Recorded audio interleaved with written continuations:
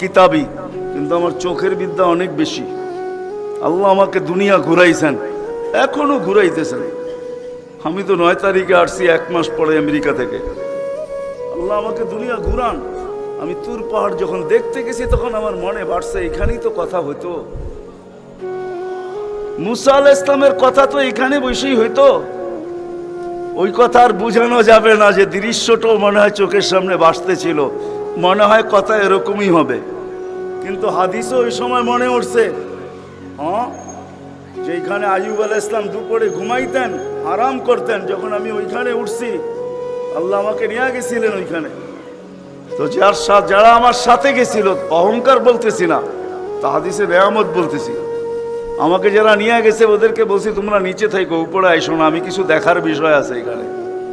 দেখি এইখানে এখনো ওই তাসির আছে কিনা। ওই চূড়ায় উঠছি যেখানে উনি ঘুমাইতেন, আমি